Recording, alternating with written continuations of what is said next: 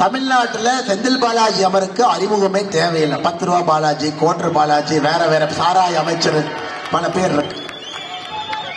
நேத்து சென்னை உயர்நீதிமன்றம் சொல்றாங்க, செந்தில் பாலாஜி சிறையில் இருக்காரு, புலால் சிறையில் இருக்காரு, பெயில் கொடுங்க உதவி நீதிமன்றத்துக்கு போறார்.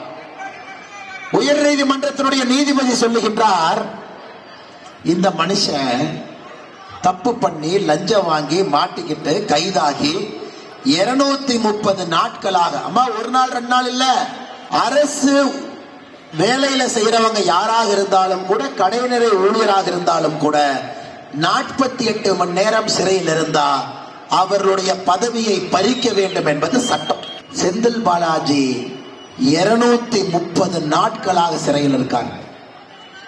இன்னும் அவருடைய அமைச்சர் பதவியை பறிக்காம இலாக்கா இல்லாத அமைச்சர்னு ஸ்டாலின் ஐயா வச்சிருக்கார். அப்ப என்னங்கம்மா அர்த்தம்?